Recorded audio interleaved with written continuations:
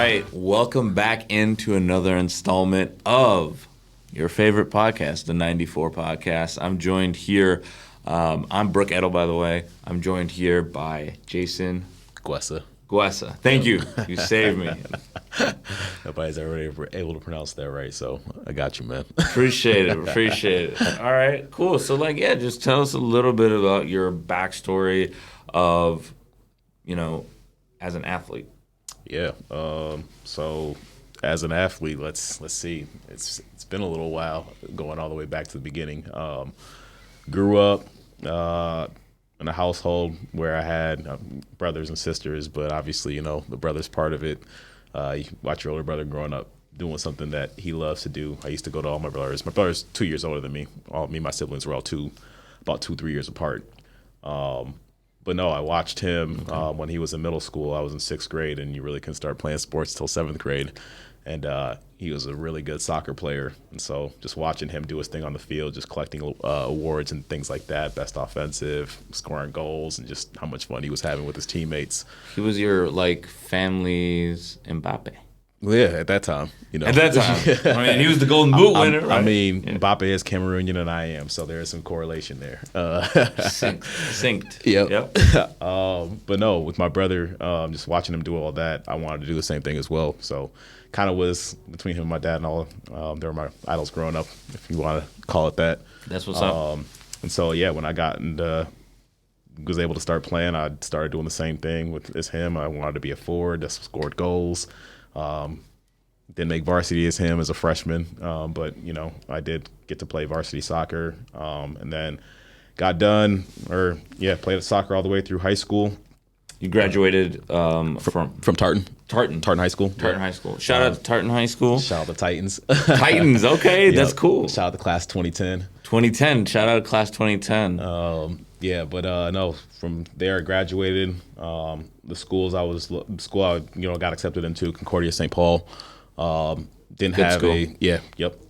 Shout out to Golden Bears as well. Golden Bears. Yep. But yeah, they didn't really have a soccer, competitive soccer program over there.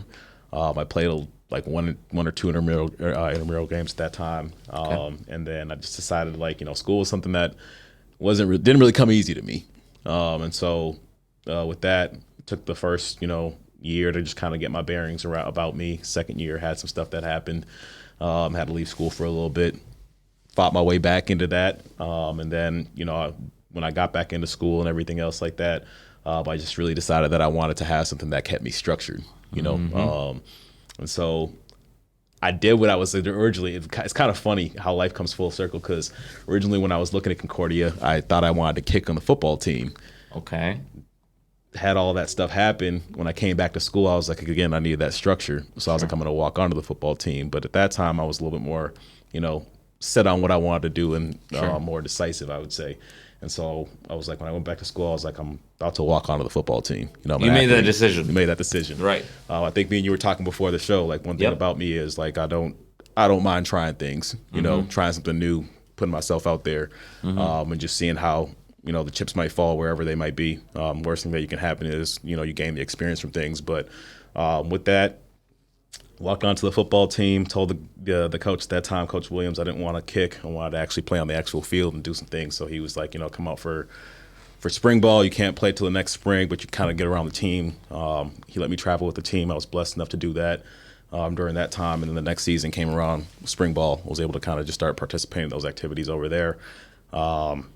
Got done with school, graduated, was playing intramurals during that time, my first few years from graduating from school. But then after that, it was more so I didn't really have anything that was keeping me same thing, focus, structured, and everything else like that. I go to the gym, still was a gym right after that. And then I just remember one of my buddies, shout out Ruben Vargas. One day I worked security with him at the old spot that's now Mansion, or that's now Rain. Used to be called Mansion back in the day. Shout out my old Mansion squad.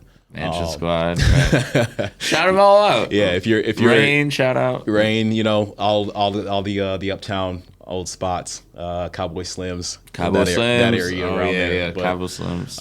I worked security with Ruben at the time, and Ruben used to be, or still is, an MMA fighter.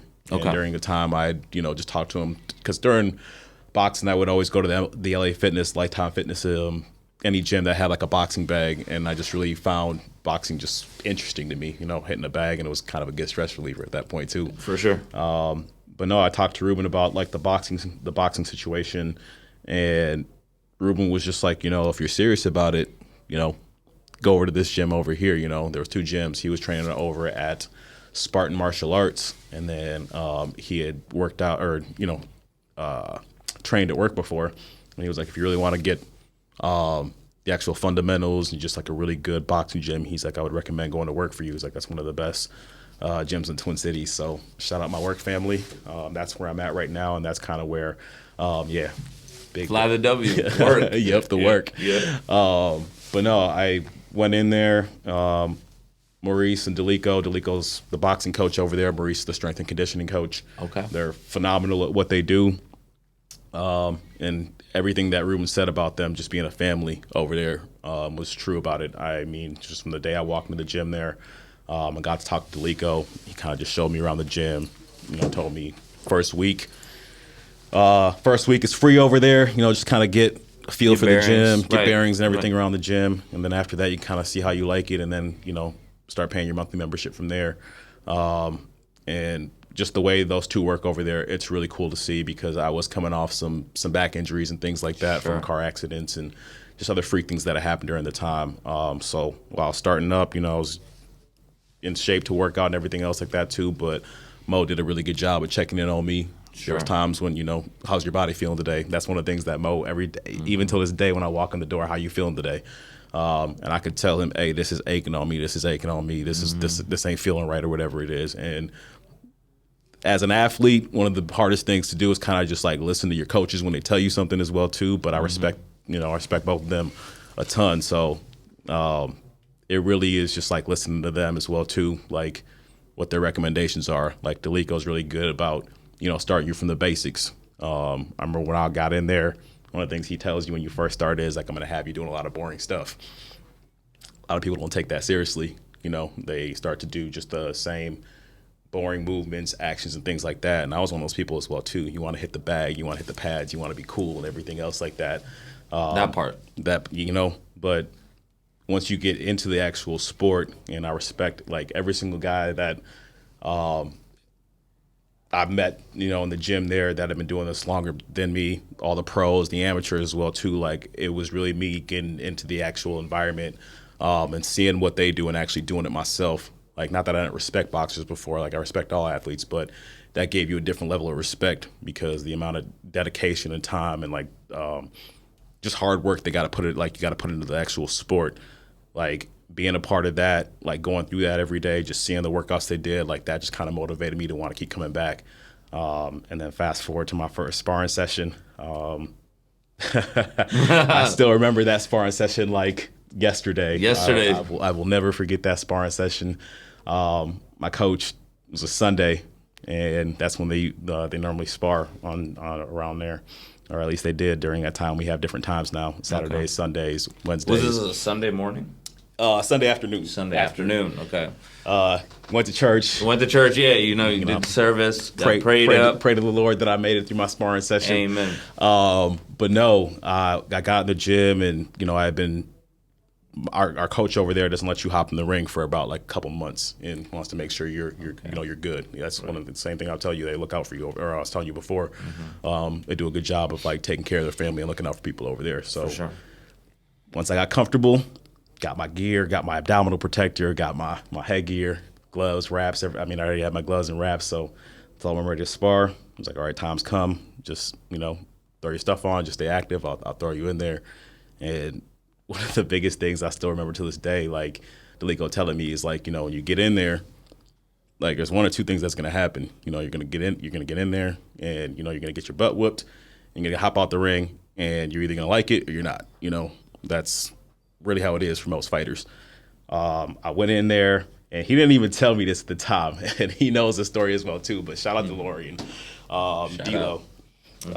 But no, he threw me in there with D'Lo at the time. D'Lo is if DeLorean Caraway, if I'm not pronouncing that right, D-Lo, I apologize if you see this, but DeLorean's a really, really, really, really skilled fighter. I mean, he was a pro at the time, but I mean, at the gym there, pros, you're not going to kick him out of the ring, bro. He wants to get his rounds in. He wants to get his rounds in, right. So he's doing mat work. Yeah, right, he's getting his work in. He's getting his work in. So it reminds me of a stand-up, but we'll talk about that. Al Sadiq. Oh, yeah. But nah, man. So he throws me in there with D-Lo. Didn't tell me at the time that he's a pro. He's been a Golden Gloves, champ and everything else like that. Golden Gloves. But he had told D-Lo that I'm green, So take it easy on me. Don't go in there and just kill me right away. Right. So I went in there the first minute and a half, getting shots off. I'm throwing just a bunch of shots, feeling good at least in my head. At least I think so. And probably about I don't know, it's probably a minute left in the round. I'll never forget it. He's behind his high guard, and D-Lo just smiled behind it, opened up a little bit like, "You're tired, ain't you?" And man, he had you. He knew he had me, yeah. And just body shot, just tore me apart afterwards. But again, shout out to D-Lo. One of the things that actually he probably doesn't even know this as well too. But one of the things that he it was something real subtle. One of the things he did for me that day, I won't ever forget, was he got all his rounds in, and everybody was D-Lo doesn't, he didn't, not that he's mean or anything else like that, and he's antisocial, but he talks to people at the gym, but he doesn't talk to everybody like that, right? Right. He has people that he's comfortable with talking to. Sure. And I'm the new guy in there, and so I got done sparring that day. My nose is all bloody, everything else like that. I just got done wiping it up. But I'm still sitting outside the ring, just watching them and admiring, what they're doing in there and how they're moving. You're in the environment. Yeah. And so after he got done, I just remember telling him, "Hey man, good work in there." And kind of just looked at me like he's talking to somebody else. I think it was him and Big T were talking at the time about some rounds, and this was back at the time when Marlon was still there. I think, Marlon was still there at the time. Okay. So they were talking about the rounds afterwards too. And then so I remember me and my coach were talking, and D-Lo kind of came by like, "Hey, where you from?" And I'm like, no, I'm from, just around the Twin Cities here. He's like, "No, what gym you from?" And I'm like, "No, I train here," because he normally didn't come to the gym around the same times I did. I know he used to come during the weekdays, and he'd come later at nights and at different times to get his training sessions in with Coach. Yep. And so he was like, "Oh, where are you from?" And I was just like, "No, I'm from, I train at the gym here. Right. I don't see you running each other." And then I'm like, and he's like, "Yeah." He's like, "That was your first time sparring?" I'm like, "Yeah, it was the first time ever sparring or whatever." And he was like, he's like, "Not bad, you did good, just keep going." That's all he said to me.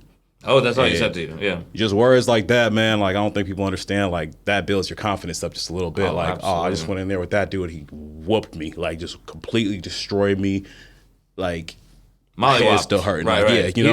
Yeah. But just he's a Gold Glove champ. Yeah, and give his due. And he's respected around the gym. Give his flowers. Right. So just hearing that from me, that boosted my confidence a little bit, and then from there it was just more so. I won't say I'm an expert. I'm trust me. There's a lot of all the pros in the gym. They still whoop my butt regularly, but I have my good days every now and then. But a lot of the guys in there, like I said, it's a family thing. They're all really helpful in there. They all help me get to being comfortable in the ring that I am right now. I feel confident, going to other gyms and sparring there, and just confident in my technique. It's not perfect. But it's to a point where they always tell me once you actually start, learning the different little things around there, it gets fun because then it's a little bit of a chess match. So back then in the day, they go in there and just do whatever with me. I feel like I can hold my own a little bit in there now. So yeah. And that's over some time. Yeah, no, been doing it for about 5 years now, about to be 5 years. Yeah, it's been a crazy ride. I just 2021, was it in the first part of 2021? It was. I don't even actually remember the wintertime, fully. summer. It was it was during the summertime. Summertime, okay. Summertime. I remember going in there. Gotcha. And it was just even today, looking, I remember I was trying to find just a clip to send you earlier that you needed. Sure. No. And I was going back just looking at all my sparring footage because I have a lot of it in there in the time that I've been doing it. For sure. And I was just going back and looking when I first started and just looking at how I moved versus how I move right now. And I can just remember all the different guys that told me different things. And it wasn't even all just boxing things. I can just there we talk about different things just about life. They give me like their different experiences. Like shout out to Tim. Like one of the biggest things that Tim told me. Shout out to Tim. TB, my boy, Tim TB. Bender. Okay. One of the things me and him were just talking about is just like mind and body and spirit. Everything has to be, working the right way. I think that's something that a lot of athletes don't really fully grasp nowadays. Is like, and I also like, now that I'm like talking about it here as well too and thinking about it in my head, like sometimes I don't think I, like as a fan, sometimes take that into account about like certain athletes' performances and things like that, or why some people perform that way. Because it might look good, they might have, we hear it all the time, they might have all the money in the world, they might have all the fame in the world or whatever, but just because, like, what I'm saying, you're known for everything or whatever like that, there might just be other things out there that you might not want to just be known for being the athlete. You might want to be known for, like, I don't know who it is, Justin Jefferson per se. You know what I'm saying? I don't want to just he has a persona. Yeah. Jay Jettis. I'm Jettis, but I actually do want to be known as, Justin, as a person. You know what I mean? Like, I have different things that go on me. I got a mom, I got a dad, I got a family, I got different things that I've gone through. And, he has a story as well, too, just how, like, we're sitting here and we're talking about things like, he has a story. He got a story. There's different things that he might wake up in the morning some days, and something might be bothering him from the past. Like, we all have it. Right. Flashbacks. And so taking care of your mental and, just spiritually, like, making sure you're right. I don't ever tell anybody what type of spirit, or like spiritual advice, like, should follow this, is that, like, just have some type of belief system that you believe in. And when that has like actual right moral compass, at the end of the day, just be a good human. But if all if all that stuff is, working right and, mind, body, and spirit's really connected, like that's when everything really, moves. And that's not just in sports, that's in life as well too. And it's something that I'm just trying to like take into account more and more. Because me and Tim had this conversation like towards the beginning of this year, maybe towards the end of last year. And that's something like he might, again, sometimes like people, you don't really realize how experiences and talks. That's why I love going to that gym, because like there's certain things like not even boxing wise, conversations you have that stick with you. And that's one of the things like this year I've just tried to make sure I'm conscious of, when I'm feeling off a little bit mentally, go see a therapist. Like there's nothing wrong with seeing a therapist. Like I have one. I see him, I talk to him. Talk to him every day, every week. You know what I mean? But check in with them when you're not feeling right. Also as well too, like my parents, that's a big thing as well too for me, my family, talking to them, like my older brother, my sisters, probably like my younger brother is most, like it's nothing against any of my other siblings. They know that the love's all the same, but it's just the amount of time that I spent with my younger brother growing up. Like me and him were this and that. We shared a room. Right. Everything, growing up. You guys went through everything together. Yeah, we've gone through everything. I mean, we even went to the same college together, which was crazy. You know what I mean? All of a sudden I was going back to school, and I'm like, he's going to Concordia too? Right. He followed me? Followed me? Yeah. Yeah, like, it's, and like just spinning off to a different topic, it's kind of crazy how like relationships build with siblings, because me and my younger brother, like, we loved each other, middle school, high school, elementary school, but you ask our parents, you ask my other siblings, like, we fought a lot when we were younger, like the high school days going up. And it was just funny. 2 years apart. Yeah, we're 2 years apart, all of us. Right. But more so me and him, like we bumped heads just a little bit more, and I feel like it was just because we were always in each other's space at the time. And it was just so funny. Like I just remember like when I went off to school, like me and him, like even till this day, like we just send memes back and forth just like crazy. Like he would just send me like random articles, just stats on sports things, this, like, because basketball, football, whatever it is, like that was just how it kind of started or whatever. And then till this day, like it's grown on just memes. Like if I don't talk to him at least once or twice a day, like it's just kind of off, So right, you got to have that. That's your everyday balance. Yeah, Absolutely, love that. I love that. That's family unity. It seems like you guys have a very strong core as a family. Oh yeah, yep. Love my family. That how do you say this? Like your family's your family. Everybody has like your own family dynamics or whatever it is. Like I tell people, like, you come to my family, I have a really large family, so it can be really overwhelming. But the one thing about my family is when it comes time to like actually come together and do something, like we might butt heads, we might fight, we might argue, whatever it is. But at the end of the day, we all love each other the same. If something was to happen to somebody, you know what I'm saying? Like, we all showing up there and we're, for lack of a better term right now, we're mobbing. You know what I mean? Right, like, right. that's how it is. That's so, what it is. Right. yeah, family's first and first most important thing. And then, you know, friends and people along the way, you know. Absolutely. Absolutely. Yeah, Jason, that's awesome. Want to shift gears here a little bit. I know that's great topics, you know, talking about family unity, you know, and also just being a good human. I think we need more of that. So we'll close, you know, just that block, and then we'll kind of transition here a little bit. I have a couple of things that I wanted to get your reaction from. This is just overall, I want to get your like techniques and what you're seeing from this gentleman right here. And I'm pulling up the clip here, and then for the audience at home, I'm pulling up David Morrell versus Imam Kataev. So these are the fight.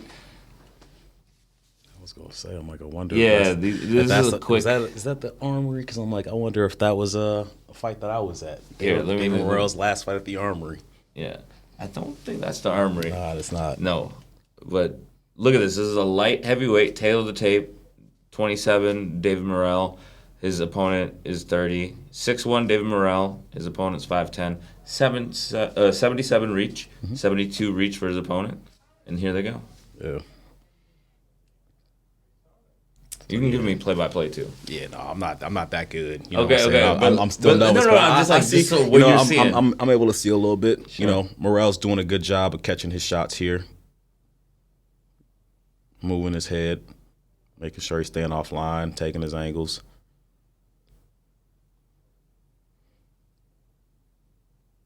Got caught there. Now he's okay. Being lazy with his hands. Get your hands back up. That's a problem I have. I know my coach and my teammates yell at me about that at times, but it's getting better.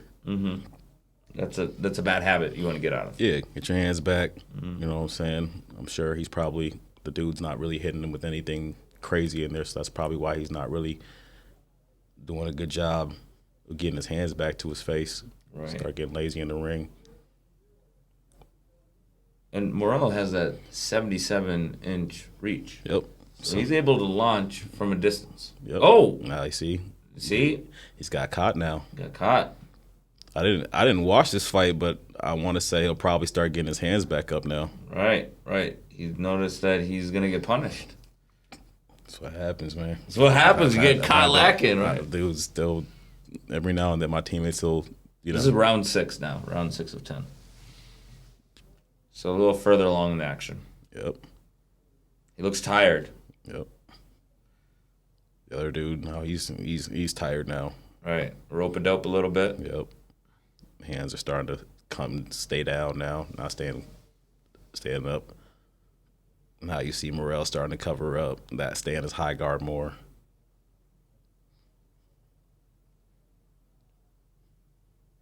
Continued shots. Yep, continuing. But for him right now, I'm pretty sure he's standing at high guard because he's like, okay, body shot's not really hurting him with anything. With that shot before hurt him.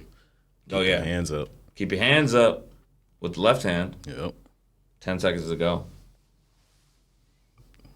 Yep. He's just eating them. Like, Morrell's actually getting to his face. Oh, some haymakers. Yep. All right, the southpaws. But now, as my coach would love to tell people, Yes. like, you know, Morrell should have started going to the body more. Take that and start draining the gas tank a little bit. Absolutely right.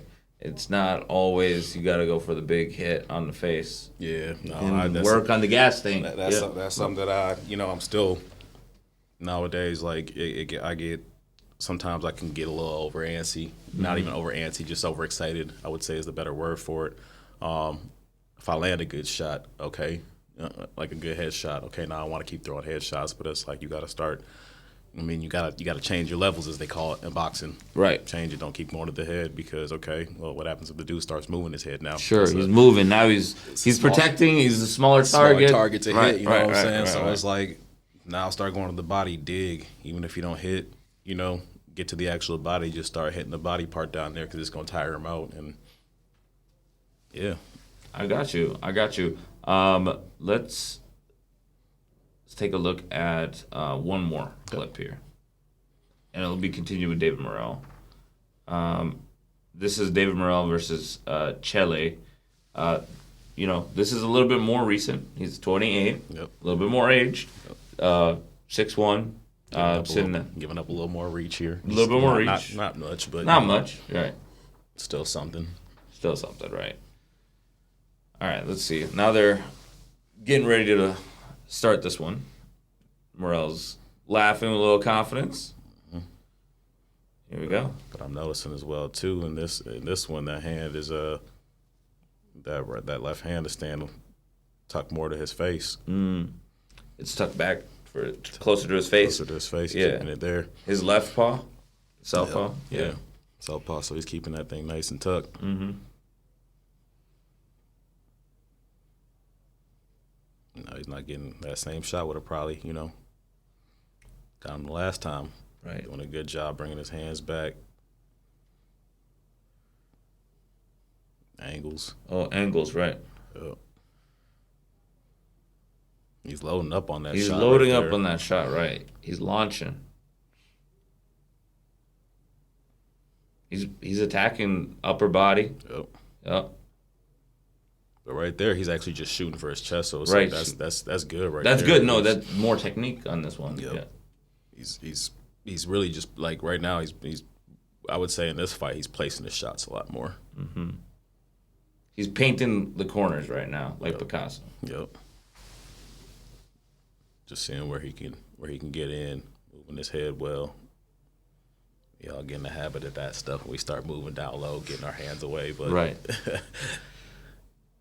But he's doing a really good job of keeping them hands up right there. Like you really want to just, if he's gonna grab him, just grab him. You know what I mean? Right. While you on the ropes, taking you're on the ropes, taking this is unnecessary punishment that you're taking. Yeah. Protect yourself a little bit. One of the things that I just kind of a lot of the higher level pros in the gym, like they kind of just told me that as well too. If you're taking a lot of shots, like Randy always tells me this all the time. Shout out to Randy. Right, shout out Randy. And actually, I should shout out a lot of the guys at the gym, man. That have helped me right now. Shout out to Randy. Randy's been really good as far as holding pads, just giving me advice, like helping me out with just little technical things. Shout out to Andre Sellers. Dre was actually the person that really helped me get comfortable in the ring. I remember that like yesterday because it was one Saturday. It was just me, and that's kind of how our Saturday sparring session started was with me and him. But me and Dre were just he had got done with his workout, and I came in that day. I wanted to spar. I wanted to move around. I hadn't had a lot of sparring sessions, and I was coming off an injury, and so he was like, "Yeah, we can just start working, slowly in the ring."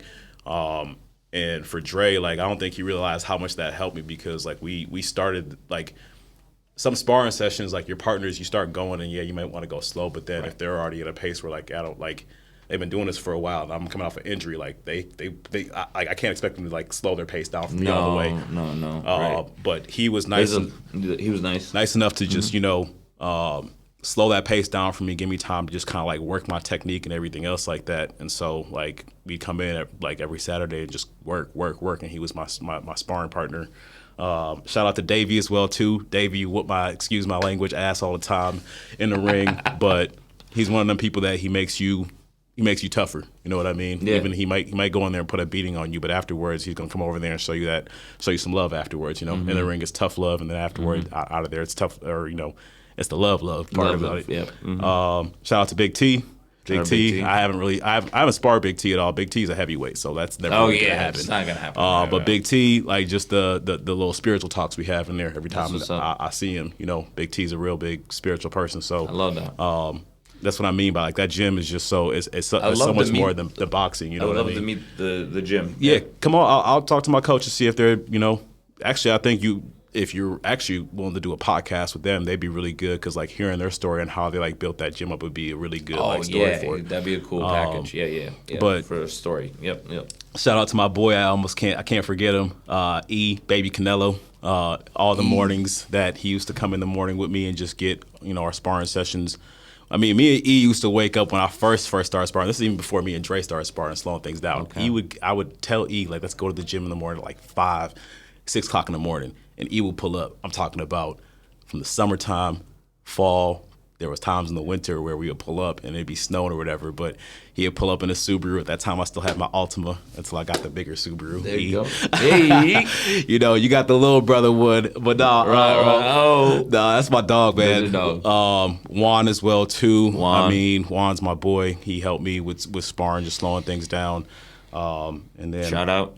yeah, big shout out to him. And then, like I said, Tim really helped me a lot with just little pointers. And then, like I said, that conversation we had just about mind, body, and spirit, that, like I said, that's something this year like I've really just kept the focus on. And then I can't forget Joshi and Cody as well too.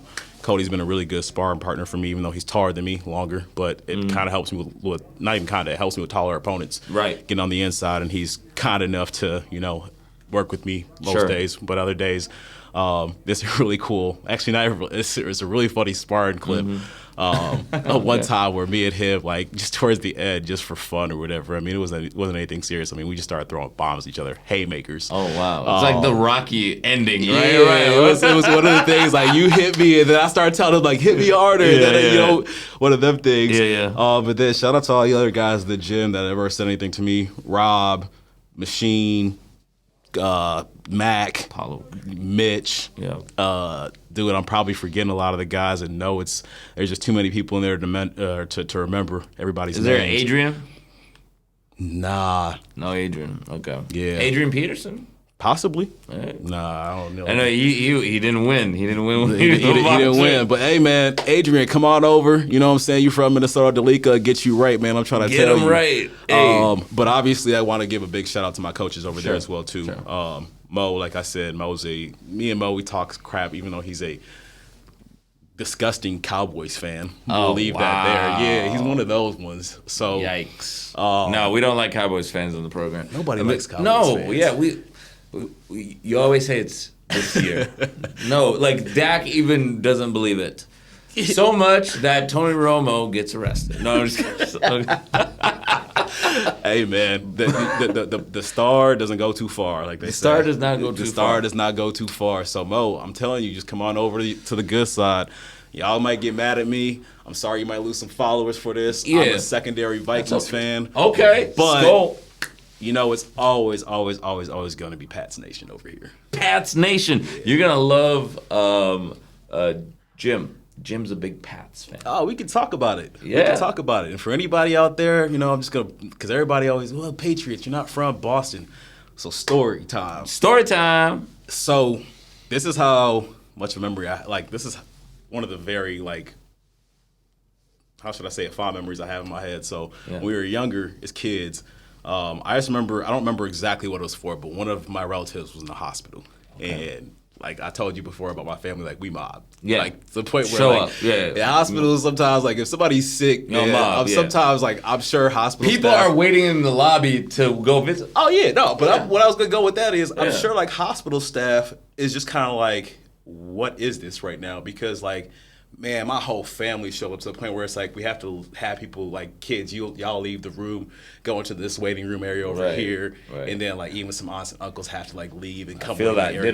ditto with my family. Right. But yeah, so one of my relatives was in the hospital, and during that time it was a February, and the Super Bowl was on, and during that time it was the Rams versus the Patriots. Tom's game-winning drive that happened, and so coming from Africa where we were from, the underdog story all the time there. And so the Patriots were the underdog versus the greatest show on turf.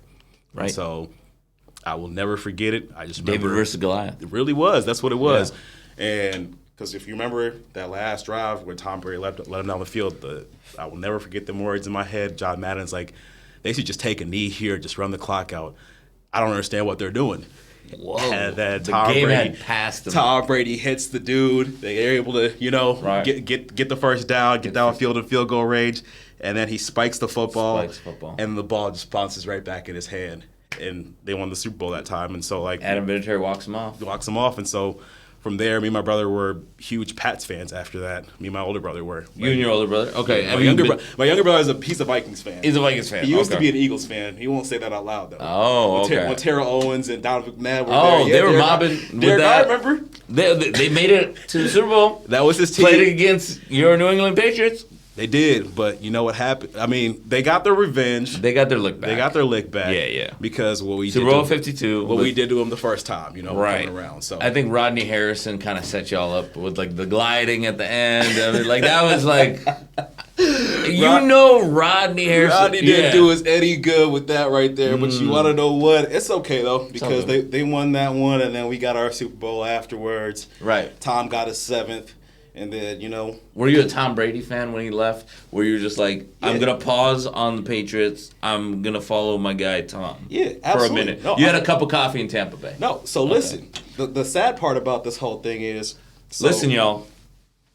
Obviously, it was Pat's number 1, but when Tom left to go to Tampa, I followed him. If it was a pecking order, it would have been Patriots, Bucks, and then, they happen to make Super Bowl. You got to support the Vikings, hometown team. Right, hometown team. So, no. My buddy, shout out to D'Angelo. Best friend, one of my, well, I won't say best, well, actually, you my bestie. I've been to your wedding. What the hell am I talking about? One of my closest friends. Yep. Close friends. I could call you best friend or whatever. Yep. But no, so we're down in Tampa for his wedding. Tampa, okay. I used to live out there. That's cool. Tampa's my home. That's what's up. Home away from home. Okay. But no, so like he invited us to his wedding. Obviously, I'm in the wedding or whatever like that. Wedding, and he's giving out gifts for... well, actually, let me back this up. Back up. So, let's back this up. Yep. So, we get down to Tampa for his wedding, and it's the day before we're supposed to check into our hotel rooms. So we ended up just staying at his house. Me and my buddy, one of my best friends, Rod, as well too. Shout out to Rod. But no, we're there, and all of a sudden the next morning we get up, we're making breakfast or whatever, and the news breaks: Tom Brady retires. It's like. What the F? Like, right. Seriously, like, are you serious right now? Like, that plan, like, my plan was just, like, at some point within the next few years, I'm going to come down here to the stadium and see a game, watch him play, everything else like that. Sure. So I'm just, like, distraught about this a little bit. And so, fast forward, we leave. We leave Dee's house. We all check into our hotels. It was a beautiful view. Man, they had one of the most beautiful weddings I've been to. Beautiful wedding. Shout out to him and Tyler. But no, we get to the hotels. We go out, and I forgot what we did that day. We have a whole little celebration for them on the beach, whatever. And then it comes time for later, and Dee's giving his groomsmen their gifts, and then she's giving her bridesmaids their gifts. Mm-hmm. And Dee couldn't have loved you more for this. Dee got me one of the coolest Tampa Bay Bucks Tom Brady jerseys ever. So like that ended up kind of like making up for him retiring down there. I actually got a jersey, Tampa Bay Bucks jersey. That's cool. From him, but yeah, Tom's my guy. Tom's your guy. Okay, Tom's now a minority owner with the Las Vegas Raiders. Mm-hmm. I'm sure you're aware of that. Yes, sir. Yeah. Let's talk about some NFL bites. Yeah.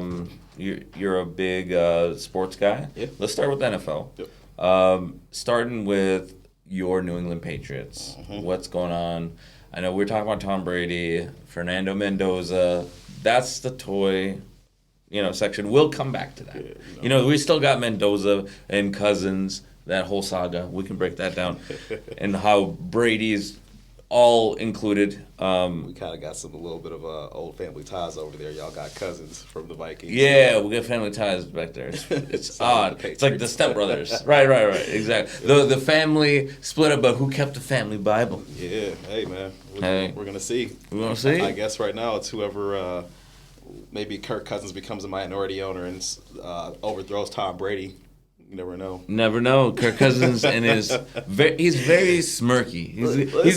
He's gotten a little bit like he's got that like I guess the best way to put it, he's like I guess you could say Kirk Cousins is the Hulk Hogan of the NFL. He may be, honestly. Yeah. The way that man's he's Cole's dad. He's the Cole's dad. The way that man's been getting paid, man. The way he's getting paid. I wouldn't put it past him. He'd be able, between him and his agent, they'd be able to figure out a way. Like, let's get Tom out of here. Absolutely. It's like they're like the NFL's, like, I would say closest to like a double. Like they have a mold. And it's Kirk Cousins. Kirk Cousins, hey man, listen. He's gonna be working for the NFL. That is my prediction. Like, I know that broadcast is broadcast, but I could see him being like in the committee of like, let me be in competition. Like Troy Vincent, at some point he's gonna retire. Man, I might as well just have him. What you call it? Be good. Chief operating officer. That man gets stuff done between him and his agent. He does. They might as well just let them run. Like, listen, they might as well just let. If the owners are hip to it, they could have a flip. They could literally. If the owners were smart, you let Kirk Cousins forget the top dog spot. Let Kirk Cousins be like a a GM. Auditor? No, not a GM. Or arbitrator. No, a GM. Because listen, he has to be a GM of your team because when these players come in with these crazy contract requests between him and his agents, they were able to talk somebody into giving him some money. So maybe able to talk some people out of, give this money away. You don't really need all that. Mm-hmm. This incentive right here, this four touchdowns for $1 million. Like, dude, just think of the team. Like, four touchdowns, really? Like, you really need all that the extra bit? Like, I'm just saying, Kirk and his agent have done some things. They've gotten paid in ways they should, like, people are questioning right now. Highway robbery. Literally. Right. They know where the bones are buried. That new movie's coming out, Super Troopers. Kirk Cousins needs to be in that, like cameo. He needs to show up and just be like, "You like that?" And like at the end of the movie, like Kirko, you and your agents have got stuff done. So whatever you want to go to the movies, Chains. If you want to start rapping, you want to start singing country music, you want to do whatever. He's in Vegas now. Listen, if he wants to be a professional gambler now, I'm sure Kirk can figure it out. The guy's figured out how to make not even probably. I think they said the most money in the NFL ever. So like.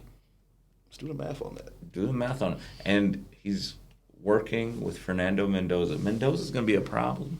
Like, if he could turn Mendoza against Brady and be like, hey, you see what I'm getting. You don't need to be taking discounts. But I also, like, as much as I don't even want to, Mendoza got a nice Mendoza probably deal. Here's the thing about it is I wouldn't be surprised if he ends up starting to take some he takes the team friendly deal or whatever it is. I mean, can you imagine? I only wish I grew up in this era right now to where like you're able to make NIL money like by the time you're in high school and then even in college. Because look at it, there's some college athletes right now that are like #1 athletes or whatever in their program, and some of them think like, yeah, I don't even want to leave. I'll stay the extra year. It's not even like the itch to get one and done because you got this pile of money over here. You're getting paid in college. So, like, at the end of the day, I think Tom really just probably, like, I'm with you. I think Mendoza's going to be a problem, and I think he's probably, out of that draft class, he will be the best quarterback because you see the competitiveness in him. Like, I see, like, I watched enough college football last year in Indiana to where, like, I see the same, like, watching Tom Brady for all the 20 whatever years he played in the NFL, like, seeing the cycle Tom come out of him or whatever, like, I see some of them same little mannerisms in Fernando Mendoza. He might be the Christian, like, here on the, but on the field. Outside the white lines. Right, he's a killer. You got to have the alter ego. Hey, you got to have the alter ego. Any sport, if you to be any real competitor, because there's going to be trash talk out there. It's going to get... spicy. As we like to say, it gets spicy on the 94 podcast. Stuff get real spicy, Stuff gets real spicy. That's right. And to bring it back to what we're seeing in the NFL, we're seeing a lot of these young quarterbacks get the car keys very quickly. Yeah, we saw that in J.J. McCarthy. He's 10 starts in. A lot of people are questioning the pick. I'm not one of those. I think that I got to see J.J. McCarthy today in person, and what I saw, he's actually throwing the ball better than Kyler Murray. Kyler Murray has an accuracy issue, and I think that's a concern. I feel like it does have a degradation to the offense and like what you're trying to do as a scheme, especially with Kevin O'Connell.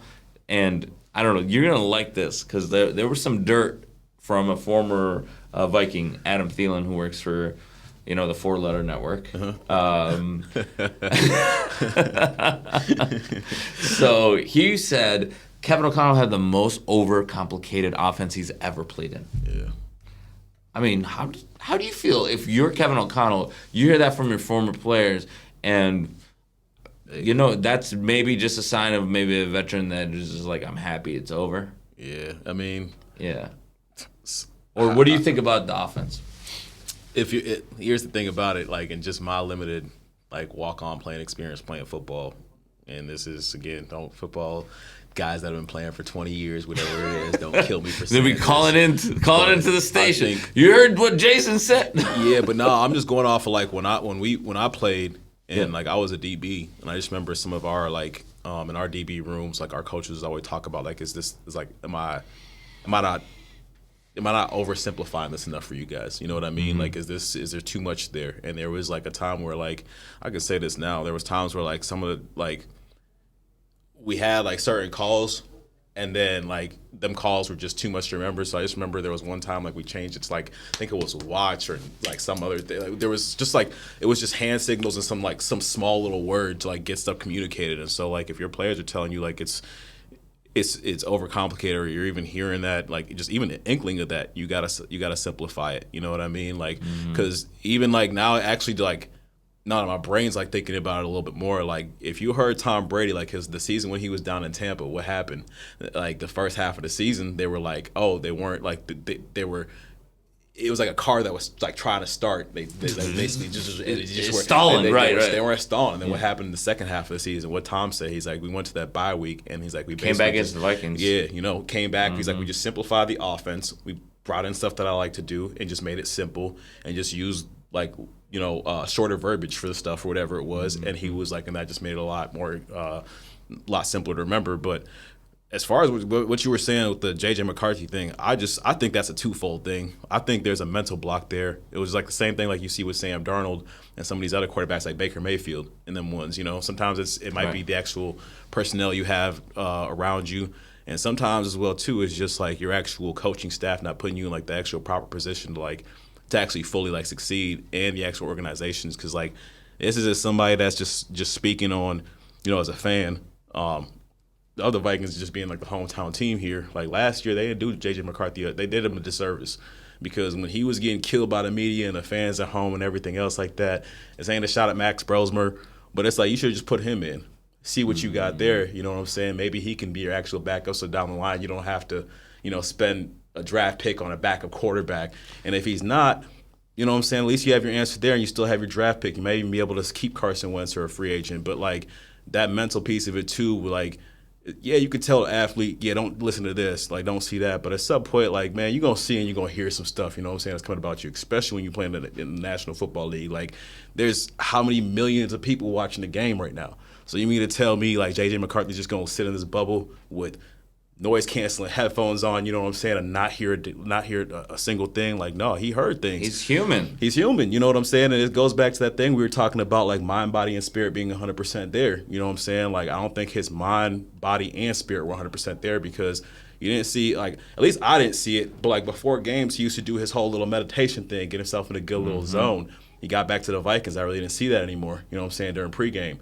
Them little different things, them little nuances and things that you do before games, you know what I'm saying, that makes a difference. I just remember when I was playing soccer in high school, you know what I'm saying, having my warm-up on during through the whole warm-up, that was my thing. It made me comfortable. If I didn't have that on, I forgot my warm-up at home, that was a big thing for me, you know what I mean? I felt a little off in the warm-up line. Something was just missing, and that's what that's what I mean by they didn't do him a they did him a disservice last year. It was you understand this kid is mentally somewhat broken right now. He could tell you I'm fine, you know what I'm saying? Right. But he was broken in some sort of way. Sit him on the bench. Get him a little reset, you know what I'm saying? Keep him away from these people, at least from the season, and then you can slowly bring him back during the offseason. But they just let him stand there and get killed the whole time, and that wasn't fair to him. Again, as a person that watched him in college as well, too, the intangibles are there. He can make pretty much every throw. He's athletic as a quarterback. He's athletic, right. You know what I'm saying? But the thing about him I liked in college was, even though he was athletic, he didn't take off and run all the time. You know what I'm saying? He stayed back there. And then also as well, too, the Vikings didn't do a good job of insulating him with the run game. No shots at Mason, no shots at Jones or whatever like that. Sure. But it's them dudes, they're Xavier Scott, he had splashes, but again, it was limited because you were not at that talent level where – look at what Philadelphia did. They have Saquon Barkley and then they got Tank Bigsby. Yeah. Like they got brawlers Look at Seattle just recently. Seattle. You had Kenneth Walker and Zach Charbonnet. Zach Charbonnet. Now Jadarian Price. Yeah, and now them. You know what I'm saying? Like every team, like even looking back in the days when Tom was winning all his Super Bowls, like we didn't have like. I'm not James saying White. You had James White, who was a dog at Wisconsin. Right, you know what I'm saying? Wisconsin. Right. And he was a very good pass catching. That's what he was able to do. Even before like Kevin Falk, Shane Vereen, all those dudes. I was just right. talking to somebody about it. I was like, he really was the person that actually started doing that and making that, like, you know what I'm saying, like popular. And a lot of teams should be doing that, but like a pass catching back. But like Aaron Jones, I met his mom is one of the sweetest ladies last year. I met her, man. Oh, okay. She's super sweet. Aaron Jones. He's a very, very like personable person, like one of the nicest people you'll meet or whatever. But like, man, he's past his prime already. You know what I'm saying? No, he's super cool. I saw him playing with his kids on the field after practice. It was very wholesome. No shot as a person, but it's like let's keep it a buck. You know what I'm saying? Like they have not done a good job. Like when the pass game ain't working, you know what I'm saying, and them DBs want to sit back because they don't want you're not beating with anything over the top. Right. Linebacker's going to drop in the actual holes, you know what I'm saying, that you actually might try to fit the balls into if they're not going deep. Okay, well, what is that? That means the letterbox, run the football. But if you have dudes that aren't even able to, like, man, yeah, the line might get blown up or whatever like that, but make a dude miss. I know people would be like, oh, yeah, look at Austin Gentry or whatever like that, but they still with some plays there to where, like, especially, like, the thing about Gentry and them was they didn't have, like, a respectable quarterback back at Boise State, right. You know what I'm saying? And even last year in the NFL, who was their quarterback? Aiden O'Donnell. And then you had, who'd you have for a cup of coffee? Did you have Geno Smith? Pete Carroll, like, come on. Like that was a train wreck, and Las Vegas has been a train wreck. But the thing that upsets me with the overall, like, functionality of that franchise is just they don't realize that they're making the same mistakes over and over. Like, they're getting subpar. They don't spend money on defense. They think, let's just get a speedy wide receiver and that'll settle it all. Like, not everybody's Jerry Rice, not everybody's Jerry Porter, not everybody's Tim freaking Brown. Yeah. Like, you had a lightning in a bottle in that 2002 team with Rich Gannon. You win MVP. Yeah. You make it to the Super Bowl. And then you haven't sniffed that kind of success since. Yeah, I mean, I don't with that one even before, like, since to me, I would think now that they're in Vegas now. Now they're in Vegas. They have an opportunity to get a brand new identity. Yeah, because like with the whole thing with Oakland as well too back there, it was like they need to bring Marshawn Lynch back. Well, yeah, they brought him back, but I was like, I'm just thinking about more so like the economics, like the demographics back there, right? And again, I'm not from Oakland. It's a global destination. It's a global Vegas. destination, right? Yeah. Vegas, and it's more welcoming. Like from what I used to hear back then, it was like around like the Oakland side, like that was the side you really didn't want to like go around. You know especially when the funk going down, you know, it ain't it. But now you're in Vegas, you're in Vegas. It's more welcoming. It's touristy. Now you're also getting I can't say any team, but they're in Sacramento right now. The Athletics. Watch out, batter up. Athletics coming up to Vegas. That's an attraction coming up. They're definitely there's definitely some things that's happening in that Vegas and area. Basketball coming through. NBA. I mean, they got Summer League, which is their thing, but now it's going to be a franchise going to be there. They'll have one. They'll have one at some point. Some point soon. It's like LeBron James going to own them. No, man. Because I feel like there's always agents in every league. Maybe that's why he's playing them extra 2 years. Is he just like, I need an extra $2 million or the extra $8 million? I'm $8 million short right now. So I just need that real quick. He's like, I need this. Hey, come on, the investments need to invest. We're waiting for Bryce. We're waiting for Bryce to get out of Arizona. Listen, just because I was gonna say, I'm like, LeBron's got an interesting setup. Just because he's a billionaire don't mean, you know what I'm saying? Like, you know, just because you're a billionaire. Oh, I could buy this franchise. Yeah, you don't give the whole billion away, and then what happens if that franchise sucks? You know what I'm saying? You lose money. Now all of a sudden, franchise can go from $1 billion, all of a sudden it's $500 million. $500 million. Now Bron got to get out of retirement again just to make that extra $500 million back. You got to do the Jordan. You got to do the Jordan scramble. All right, Washington Wizards. AJ Devontae, right? But then also as well too, he just brought in something else. Like look at Jordan. I mean, he held on to the Hornets for all them years, but it was because like he could have sold them earlier. He realistically could have.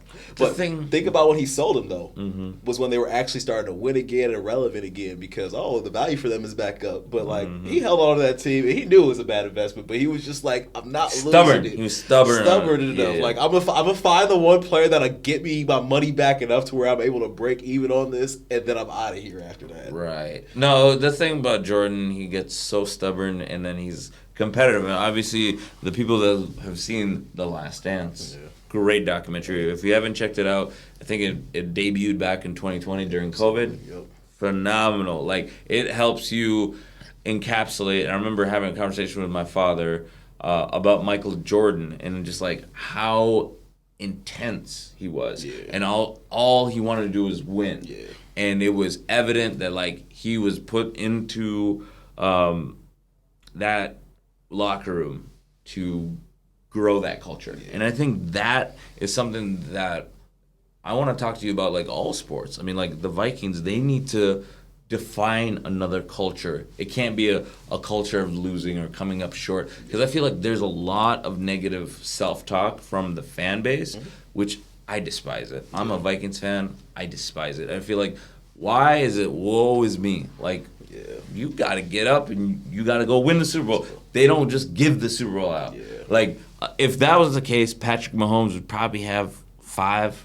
But I feel at like this point. But I feel like I get where you're going. You can't do that. I get where you're going with that question, and actually, just like to answer that, I think the reason why the fans get so like in that mindset is they see what our franchises have done in the past and like what we shouldn't have done, like hindsight being 2020 type of thing, and that's why like as a fan you're pissed off like that, and you're just kind of like, oh, this why me thing, because it's like we didn't have to do this. Like if I was in charge, I wouldn't have done it. Like look at Sam Darnold last year, you know what I'm saying? He went on to win that Super Bowl. He went on the Super Bowl, right? And all they had to do was just it was a tough lesson. Tough lesson. All they had to just do was Kwesi Adolfo-Mensah lost his job off that, but you know I do feel like they're headed like. That move right there. Let's see if they're able to do kind of 360 what the Timberwolves are doing right now, because I feel like the Timberwolves are heading in the right direction within the year. Then a year or two. I don't want to jinx this, but I feel like we're winning a championship. Knock on wood. Anthony Edwards, Melo, get that job done. Minnesota 1 of 1. Listen, Ant, I'll tell you this right now, bro. LeBron's been my favorite player, and then I watch like the series that you had to play against him. I rooted against LeBron. You can ask my friends that. I had to put my Laker jersey in the closet. It's like that tells you how much I'm messing with Ant. But no, Ant's got next in the NBA, and like I feel like they're doing a good job of like actually putting pieces and things around him. Versus like again, and even like the Wild made a good good run. They made a second round, played Colorado top team. You know, made a big trade last year as well too. Quinn Hughes. Now I feel like with the they got to go get his brother Jack. Yeah, and I think, but that's the next move. The season's far away. Make it happen. Make it happen, bro. But I feel like those franchises are actually moving. Like to go back to like and to actually answer your question, they're making the right moves by actually kind of going. Not even kind of. They're going all in for the most part. And I feel like that's something that we, as Minnesota fans, we didn't have that in the years past. You know what I mean? Like we had KG here. We had. Some of these other big players here, you know what I'm saying? Randy Moss. Right. Chris Carter, Adrian Peterson, like all these other guys. Right. And we just didn't do a good job of actually supporting them. And like as an owner, you got to spend money to make money. True. You know what I'm saying? Like in any business. Twins, talking to you. Spend money to make money. I'm a Cubs fan, but Twins, we're still talking to you. Like for real. And the thing about it is, I'm a person that liked econ in college and stuff like that. It's economics and things like that, right? Okay. You're a numbers guy. I'm not a big numbers guy. I'll count all that stuff, but as far as like just looking at things economically, like okay, well, like if you were to spend this or invest this or whatever it is like that, you know what I'm saying? Sure. Like this is the chain result. Chain result, or this could be like looking at the long term, benefits and things. But like if you look at soccer, right, and I'm just using this example because like one of my favorite clubs is going through this right now, but like you got to spend money in order to win. I'm a Chelsea fan. They're not spending money. They're not. But if you look at it right now, it's as of recent they're not spending money. When they had their old owner, when this whole Russian sanction stuff happened because of the whatever, I forgot exactly the full context behind the laundering. The whole, not even a lot. It was something with like it was politics. There was something a scandal. Whatever it was. Political. And they started stealing or seizing people's boats and things like that or whatever like that. Okay. The dude that owned Chelsea at the top, he was a multi-billionaire, and I'm talking about the dude poured money into the team. Poured money into the team. He bought players, like the high-end players, like, you know what I'm saying? Before expiring contracts. Yeah, and I'm not even talking about like buying them like to where you're building an all-star team, but no, he bought players that were good and actually paid them what they were worth. And I'm talking about, you go back and you look at it, Chelsea had a phenomenal run during that time. And nothing against, American ownership, but like all of a sudden it was like basically his team was seized from him, and it got sold to American ownership, and they're basically just like, well, a lot of him is just like, soccer is not like, especially if it's not over here, they're not gonna pump money into it over there. No. And so it's like, so why did you go and buy that? Like, that's one of Europe's biggest teams, you know what I'm saying? Like they're so it's like poor ownership. Yeah, poor ownership, and now they're struggling from it. But like, I do like the moves that they're making so far, but. Do I really think like the moves they're making is what's going to push the needle and get them over the top? No, not again. To be determined, but still, you're questioning their ability to actually move the needle. Yeah, move the needle, spend the money. You got the money. Like, at the end of the day, you got the money to invest in the player. Just look at your, at the end of the day, if this is the only numbers thing I really use, or term I really use here, look at your ROI. You know what I'm saying? Does your return on investment, like, okay, I spend $11 million on this player, is he going to bring me back maybe even 15 or 20 million, you know what I'm saying, in a couple of years? And I just feel like a lot of owners don't even, they might not, I feel like a lot of them do. I shouldn't say that because I'm not it's not some dude, I'm just reinventing the wheel. But I feel like some of them are just like, no, let's see how we can cut costs or save our bottom line right now, because that's what everybody's doing. Absolutely. I mean, like, that's true. Everybody's watching their pocketbooks, and then, all right, this is the first padded practice. I'm just going to go ahead and run some highlights for you of the Vikings' first padded practice that just happened a day ago. But it's cool to kind of just see the team back into the swing of things. You got Jettas, diamond dancing. Whoever it's funny because whoever number 4 is, the receiver, I forgot his name. Okay. But I seen his catch the other day, man. He made some crazy catch. Okay, so 4 is kind of splashing a little bit. Yeah. I did run into Juwan Jennings in the parking lot. I think he parked right next to me. Okay. And then I also ran into Myron Murphy Jr. Okay. And he had some cold Kobe cleats, like Kobe Elite cleats. And I was just like, yo, those are some wild Kobe's. They're nice. And he's like, yo, appreciate it. I'm like, that's cool. This is like having someone that's a millionaire, but he was engaging with the kids. And it was cool to see that the kids had the access to a pro athlete. Yeah. And then, those words of encouragement. You don't know what it could impact a child's life. Absolutely. Yeah. No, like, you really don't know.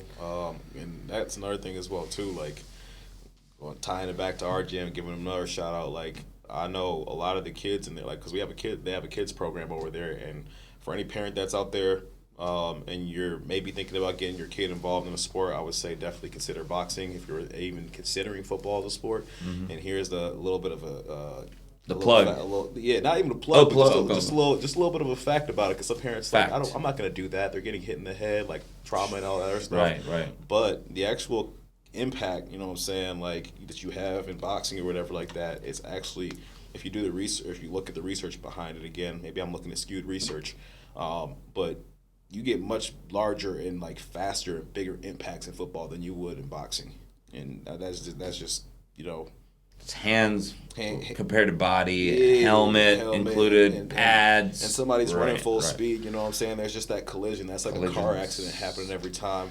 Versus at least with a boxing glove, they're if they're padded the right way, you do have some padding in there. And then most of the time as well, too, for kids, like, they're always going to be wearing headgear, so that helps them. It's normally the headgear is to protect the other person's hand, but it also gives them a little bit of protection on their head as well, too, to absorb some of the blows. But if their coach is teaching them the right thing, teaching them the right defense, like, a lot of times they'll be, they might get hit with some damage, but also as well, too, like, the bright side of that is, like, it toughens kids up. Like, I've seen a few kids at our gym. There's one kid, and I draw a blank on his name right now, but, man, that's, like – But he's inspired you. Oh man, that kid is just watching him. So he just competed his first competition. It was like last month, I think it was, and he won. But nice. Even looking at that, like he's a shorter kid, right? Mm-hmm. And it's just so cool to watch him, because when he first started sparring, there were some taller kids and they gave him a little bit of issues. Now you watch him in the ring, and he's putting constant pressure on these kids. Small, tall. He's quick, using his jab, and it's just like it's cool. It's cool to look at, and that's just the thing about it. Like all those kids in there. Like sometimes my coach will let me when he has to go corner other people in different states for a fight. I help him out running class over there, and it's just cool to watch these kids progress. Like when they actually start grasping things that you're teaching them. Like, hey, do it this way, and then they might not get it today. Might not get it next week, but then all of a sudden, like, you see them 3 weeks later, a couple weeks later, and all of a sudden it's click for them, and they're having fun. Like, same thing, I was just at the gym last night doing my workout. My Coach Delico gave me, and there was a kid that, I won't even call him a kid. He's 20s. He just started his first boxing class ever. Okay, cool. And it was just kind of like one of the things, like, I'm a very observant person, like I observe surroundings and environments around me. That's one of the things like my friends notice wherever I go. But no, so as I'm, I just got done doing my warm up. I was about to jump rope a little bit, and I was going to tie my hand wraps on, and I'm looking over, and there's two kids hitting the bag. One kid is kind of like, he's ripping the bag, just doing all this fancy stuff or whatever, as our coach would call it. And the other kid's kind of like, he's trying to like imitate the stuff as well too, but like he's looking at the other kid, and then he'd stop and just kind of like look down like at his gloves or whatever like that. So like to me, like, man, body language is everything. Shout out to my manager Rob, my new car manager Rob. When I sold out, he was one of the people that really got me like in tune to like watching people's body language and like how certain things. I mean, like me and you were talking, like if I'm sitting in front of my chair, like I was just doing it doesn't mean I'm not comfortable. But if I'm sitting up in my chair like this, you know what I mean? Like it means I'm either engaged, you know what I mean? Or I might be a little anxious about something. Sure. But when I'm back in my chair, and I'm leaning back, like, that means the person's comfortable and they're at ease now and everything else like that. Same thing in the gym. Like you see that person where all of a sudden, like they're right next to somebody, they're hitting the bag, and all of a sudden they're hitting it, they're kind of looking down, and then you kind of know it's like body language. Okay, they might be embarrassed, they don't know how to ask for help, that type of thing. They don't know what they're doing. Right. They look stupid. I know, because I had that same look a little bit, Right. With that being said, like I went over there and I asked the kid, I said, you mind if I give you some advice? And you could just see his face just lit up immediately. One of the things, like, dang, somebody actually noticed, like, me, I'm over here, I'm struggling. I'm going through it. Yeah. And the other, and it was kind of sad because the other coach, like, he had a private session that somebody had paid for, so he couldn't go over there to help him. He was trying to give him some pointers, but it's nice having somebody there to walk you through some stuff and show you how it should be done, like the way Randy, all them other guys have done it for me. Right, the fundamentals. So I literally just sat there with him. I did everything that Coach Delico told me, or had me doing when I first started. I put the little circle in front of the bag, the stepping into it, making sure he was actually getting the full extension on his jab versus, he was too close to the kid was 6'2", right up close to the bag. I'm like, dude, 20-year-old, like, dude, you're too close. Yeah, you're smothering your punches right now. I'm like, get the full extension, and then back up. Right. From there, I float back. I moved him from the bag, and I'm like, let's shadow box for 5 minutes. I was going to do that myself, but I'm like, I'm just going to show you how to shadow box. I'm not perfect at it, but I feel like I'm decent enough. And so I was just telling him, like, shadow box is not really about like looking certain, like obviously you want to see how you're looking when you're throwing certain shots, but it's really just to make sure, like, you're actually throwing the punches and like getting full extension and like getting like technique, technique is right. And so like me and him, I was just showing him like, hey, like, this is your full range.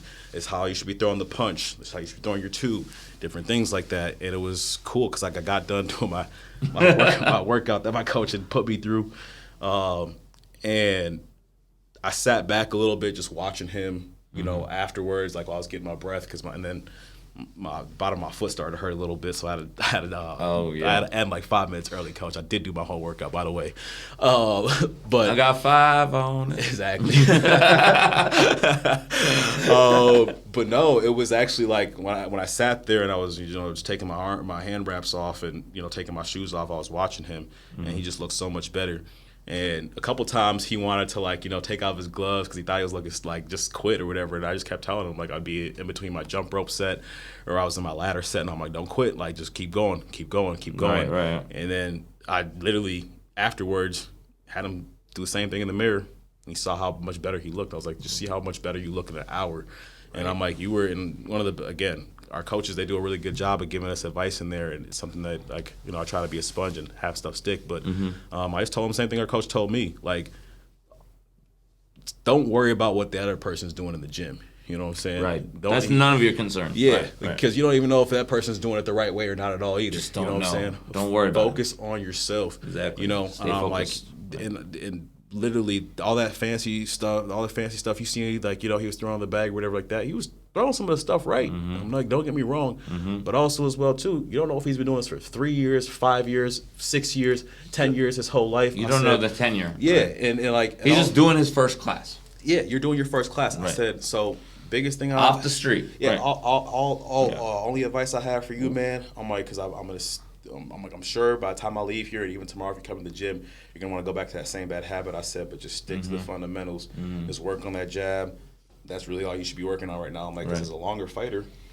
Jab, if you have your jab working for you, nobody's going to be able to get on the inside of you. Right. You know, you learn You keep him at a distance. Yeah. Learn all the other, I'm like, I told him, like, you can learn all the other punches later. I said, that comes and that it'll be a lot easier. Learn your profile. And it'll be a lot easier to build, you know what I'm saying, and actually learn those punches when you actually learn the jab, because that's the main stance you're going to be in and you have to go back to all the time.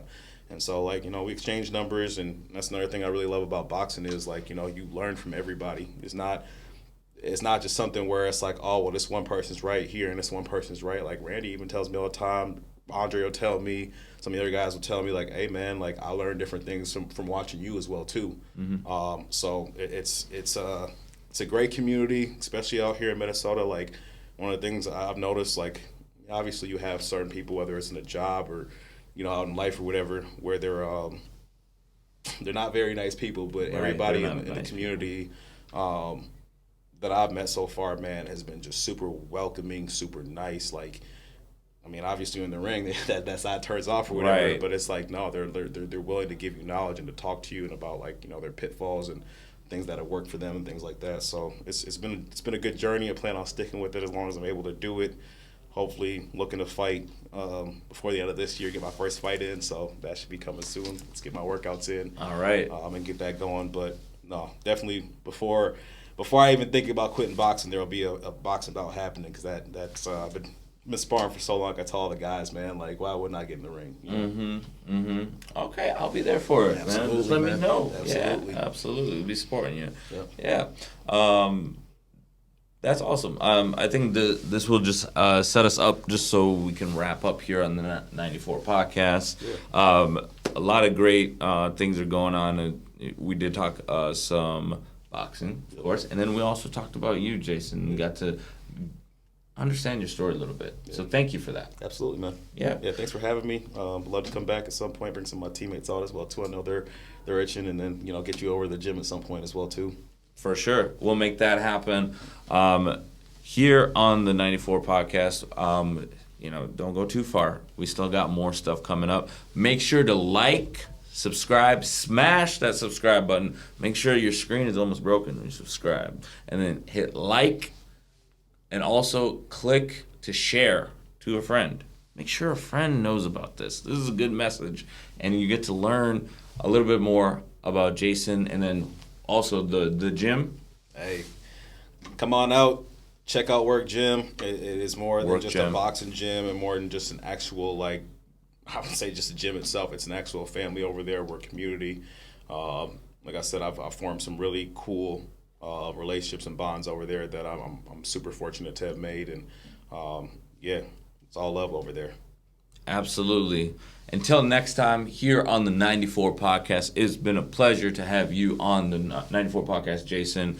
Any final shout-outs before we send it? Yeah, man. Shout out to my work family. Shout out to my family. Shout out to my friends. You know, y'all know who y'all are. Love y'all. And just, yeah, we need more. We need more love in the world. I'm seeing that starting to be a big thing. So I just want to shout out the world right now. People are actually starting to just come together versus, you know, pull apart. And that's a big thing we need, you know, a lot more of. So let's start, you know, let's continue building positive, strong, and, you know, growing communities here. Positive communities, I'd say. I love that. Until next time, here on the 94 podcast, I'm Brook Edel, and I will see you at the TOP. We're out. Appreciate it, brother. Good.